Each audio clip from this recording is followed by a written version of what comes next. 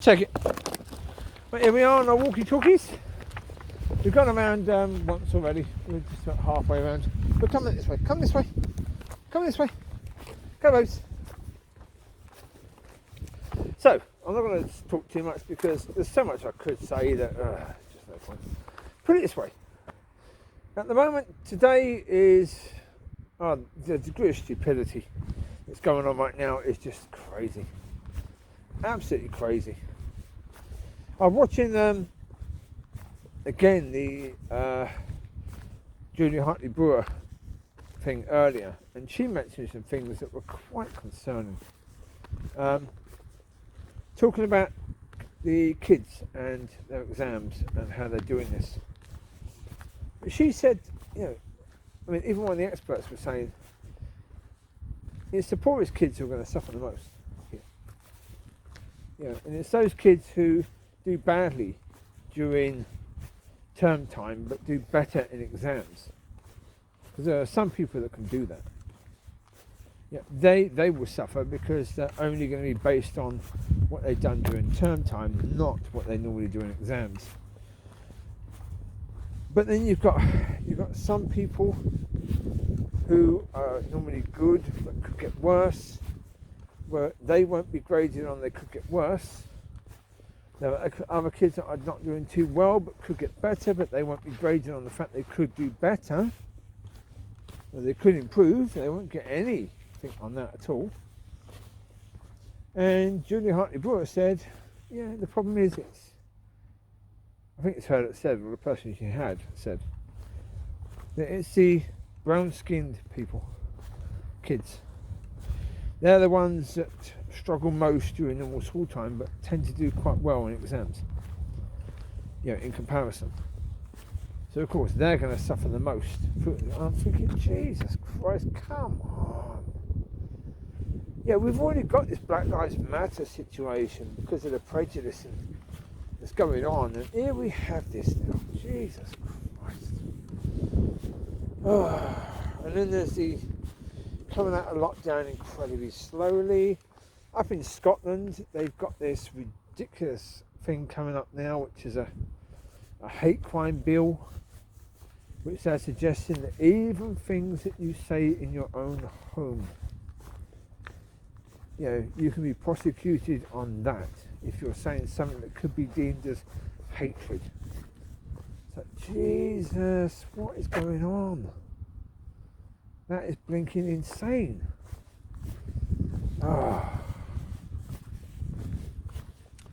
But then, neighbour, earlier, I just got back with my dogs, didn't really have time to get them sorted. She comes out with her dog, and she actually comes out this time. Normally she doesn't come out with her dog. She just opens the door, dumps her dog out and goes back in. This time she came out, right? I was like, right, okay. Well, I hadn't had a chance to close the gate yet. I was trying to get Mollie to have a drink, because when I go out with them, if I can, I make sure they have a drink after they've had a run. But Mollie won't drink from those bottles that have been in the car. She prefers to have a drink when she gets home, so I was trying to focus on her. So I hadn't focused on getting Micky in yet. I hadn't even got a chance to unlock the door.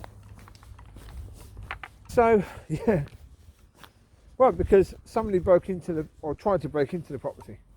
So today, I made sure that the L lock was also on, because I've been using a deadlock rather than the L lock, so I made sure both were actually on today. So of course it took longer to get in. So of course she comes rushing out with her dog. She actually comes out with her dog. Gate isn't closed. Micky goes up at the start of an argument with her dog, which they had a few days earlier. So next door neighbour knew that if she brings Floyd out before I get my dog sorted, that Micky would go up and they'd have a squabble, right? She knew that. Darn well she knew it. And yet she did that on purpose. It's like the people upstairs. We can be, we could have gone a few months when nothing's happened, and then suddenly they will do something, that just prolongs the issues, that just makes the issues go on a bit further. It just keeps on going. So, so I spoke to the couple about. I had a very good conversation with a couple today, on the phone, after all this, and I said to him about it all. I said the level of stupidity.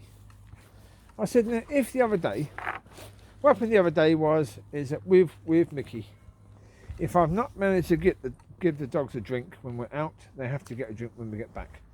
Now that means Mickey goes in first, because if Mickey tries to get a drink while the others are getting a drink, or if they come over to the drinky thing while he's getting a drink, he gets annoyed with them. Because he was the only dog. It was just him in the previous home. So he's sort of got used to being part of a pack now, but there's some things that he still doesn't like. He doesn't like eating with any other dog around him. Yeah, if they get too close when he's eating, he gets ratty. If he's having a drink and they get too close, he gets ratty. So easier just to let them have a drink separately. So I got the rest to drink, got Mickey in first, got the rest to drink. When they're finished, Mickey came out and had a drink. I didn't realise the gate wasn't completely closed. Yeah, for some reason, whether it's because it was windy, I don't know. Whether it's just because I just didn't check, I don't know. But I left Mickey out to get a drink, come in. Next thing I heard, two dogs were fighting. So it was like, right, I go on up. Mickey and Floyd were having a go at each other. So Mickey, in you come. Got him in. Now, of course, she rushed out because she just dumped Floyd out and went back in. And yeah, so yeah, that only happened a few days ago. So, wait, you just banged into me there. Was that clever? Was that clever? I know you'll go through anything to get what you want, but you don't go through me. Chewie, you don't go through me. Do you understand? Calm it down, nutter. Dozy dog, you don't try and go through me. Pick it up. Yeah, he took my leg from under me. Dozy dog. He is. It's just every now and again you've got to do that with him. You've got to just get him to calm down, because Bottle, he will go through dogs. He don't care. He sees it, boom, he's going through. Knock anyone out of the way who's in the way. He's just got this focus. Bang, he's going through. Now he's gone, no, calm down. Anyway, what I was saying, yeah, it would have been obvious after the other day. Yeah, give me a chance to get the dog sorted first. Right? I've only just got back. It was less than a minute from me walking through her garden that she brought Floyd out, and she came out with Floyd this time. So of course I hadn't got the gate closed because double locked the door this time because someone tried to break in. And trying to get Mollie to have a drink, and she was, for some reason, not wanting to go and have a drink. So I was focusing on her. Next thing I knew, Mickey had gone up, and yeah, next one over, right, that's it. It's like, oh, okay, I figured out what you're doing. You just want a continuation of the situation. That's why you ran out that quickly. And then I just started thinking, hold it, at least I went up and got Mickey away from Floyd. At least I called him away. When Floyd had been attacking Chewie before, and Amber, and Riley, did you ever bother to call Floyd over? Yeah, straight away. No. Maybe after a few minutes. No. After about 5 minutes. Yeah, maybe. Yeah, after you can see I was getting annoyed with the whole situation, then you actually bothered to call Floyd over. But you sat there watching and enjoying Floyd attacking my dogs.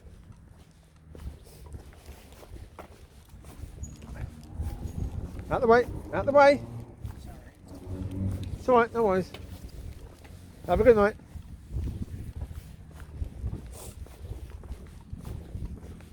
No, that's it. Yeah. I mean, yeah. This is coming from someone who enjoyed watching her dog harassing mine. Right? I think the problem is now is that her dog isn't the big dog now. Mickey is. Because unlike Chewie, Amber and Riley, Micky will not back down. Yeah, so Floyd comes up to Micky trying to be the big I am, and Micky basically tells him to sod off. Yeah. So of course, they woke upstairs. He was out earlier. He said, "Don't you let one of your dogs attack mine." And I'm thinking, excuse me, you were perfectly okay when you knew that Floyd was harassing my dogs. You were okay with that. Not a problem at all. That was okay. Did you actually ever go over to her and say, "Don't let your dog attack mine"? No. No. And then of course his girlfriend later, was speaking to Natalie and saying about me, oh, he should really not have any dogs. And I'm thinking, again, what just goes through my mind is, God, you really are so stupid. Wow. Well, first thing is, if I didn't have any dogs, you wouldn't have Harvey. Because Harvey is Chewie and Mollie's pup. So you wouldn't have him if I had no dogs. So it shows really how much you care about having Harvey, doesn't it, really? Secondly, who shows that they care about their dogs more? Me or you and Natalie?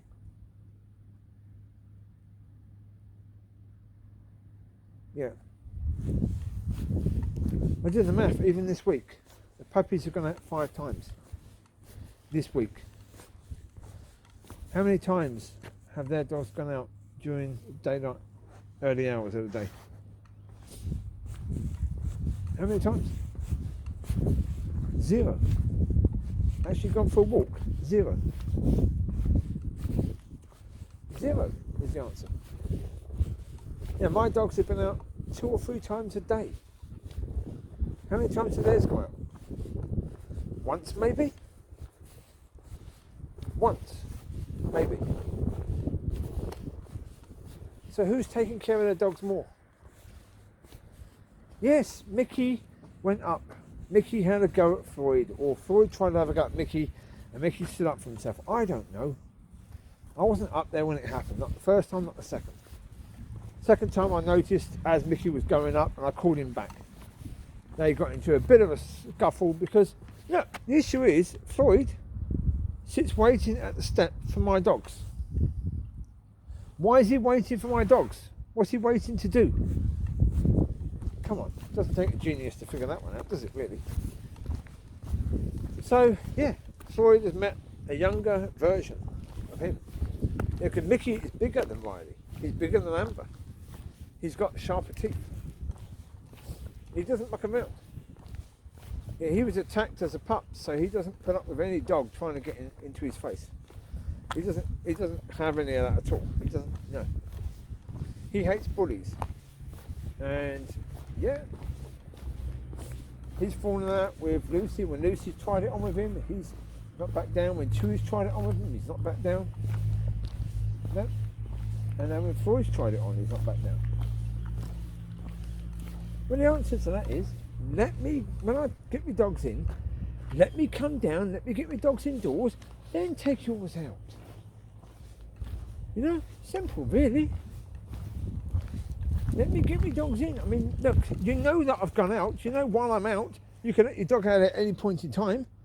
Why are you waiting until just when I get the dogs back to bring your dog out? Weird. That's happened even at night time. I get back, I get my dogs in. Just as I get my dogs in, she's out with Floyd again. Do you not know you've got all this blinking time? Like, I'm out now, will Floyd be out? No. No, she'll wait till I get back. Why? I mean, look, I don't understand. Is she waiting until I've got back to make sure that I'm in and I'm not walking through the garden while Floyd's out there? All you have to do is supervise your dog. Simple. You expect me to supervise mine? isn't the issue because you expect me to supervise Mickey, right? But you're not willing to supervise Floyd. Basically, you're getting into a huff because it means that you have to supervise your dog.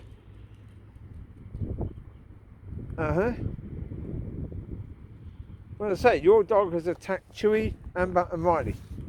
You've just sat there watching when that happens.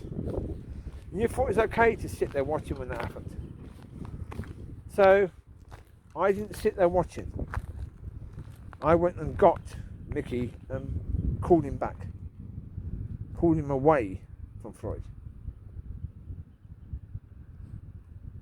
I didn't just let him attack Floyd. I didn't let him continually attack Floyd or try to,